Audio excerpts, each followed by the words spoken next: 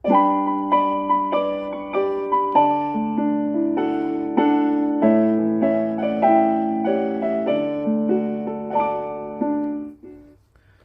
selamat pagi Bapak Ibu Saudara-saudara yang dikasihi oleh Tuhan Yesus Kristus.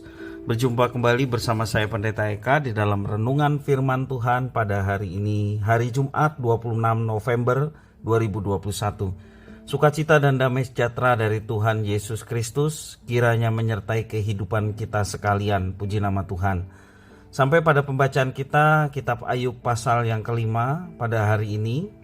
Kita akan bersama-sama merenungkan bagian dari pasal yang kita baca. Dan sebelum kita merenungkannya, mari kita akan berdoa. Tuhan Allah Bapa di surga yang kami puji sembah dalam nama Tuhan Yesus.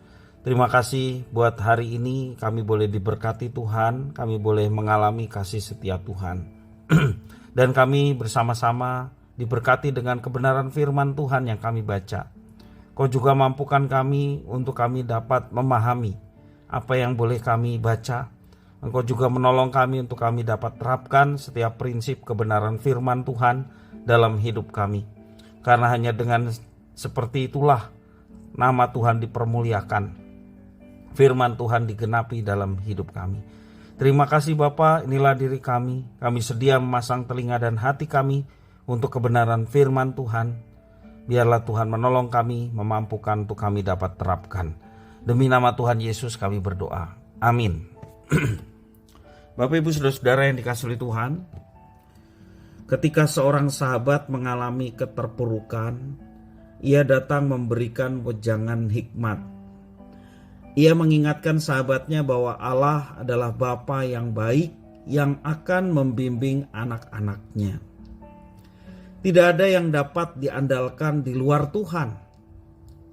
Inilah yang dilakukan Elifas terhadap Ayub yang saat itu sedang menderita, mengalami keterpurukan. Bapak Ibu Saudara, isi wejangan Elifas tidak salah, ya. Tidak salah pula ia mengingatkan janji pemulihan bahwa Tuhan Allah akan memulihkan kepada orang-orang yang saat ini sedang mengalami pergumulan ataupun keterpurukan, termasuk juga Ayub sebagai sahabat yang kepadanya ia menyampaikan nasihat. Sebab bukankah Ayub pun bukan manusia sempurna? Ia perlu dukungan, perlu diingatkan dan dikuatkan. Namun sayangnya kalau kita perhatikan nasihat dari Elifas, ia bertindak layaknya pribadi yang paling sempurna di hadapan Ayub. Wejangannya lebih mengarah kepada penghakiman alih-alih penghiburan. Elifas menekankan bahwa sekalipun Ayub beriman kepada Allah, ia tetaplah berdosa.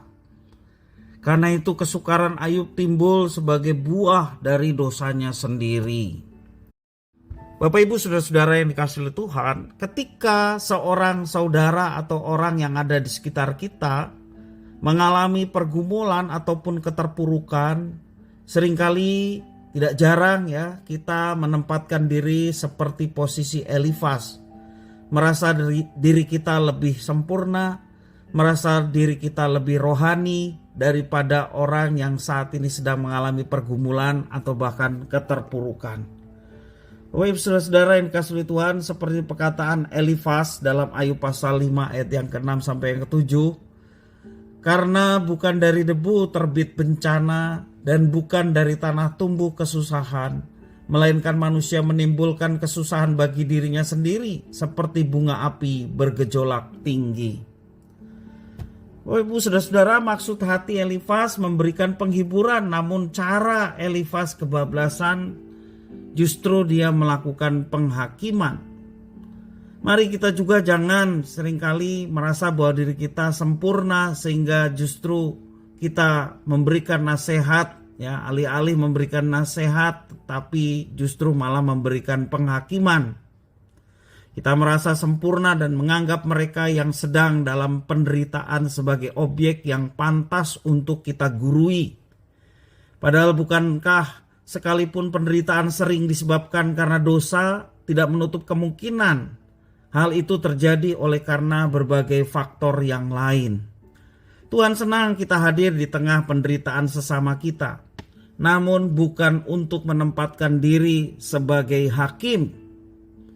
Jadikanlah kehadiran kita memberikan kekuatan dan penghiburan, bukan justru menambah beban. Bapak Ibu saudara-saudara yang dikasihi Tuhan, ketika kita datang dan menghakimi sesama yang sedang menderita, itu seperti kita mengucurkan alkohol pada luka atau mengucurkan cuka pada luka. Pasti sangat amat pedih. Itulah yang dialami ketika orang yang sesungguhnya membutuhkan penghiburan, tetapi penghakimanlah yang dia dengar.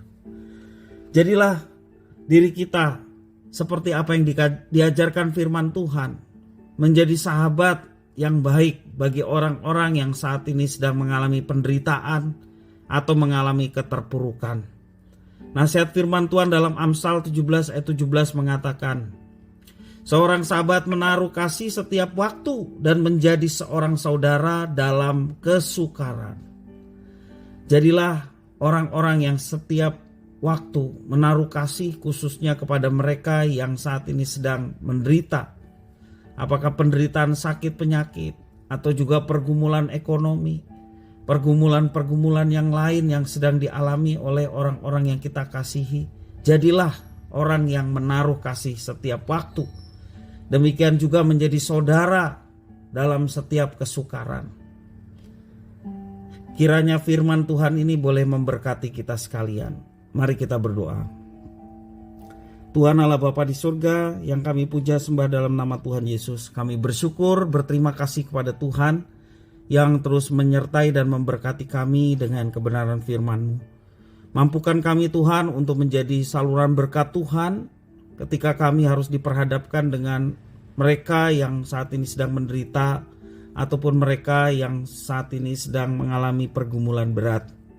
Biarlah kehadiran kami sekalian di tengah mereka memberikan kekuatan, bukan sebaliknya kami justru mendatangkan beban dalam kehidupan saudara kami.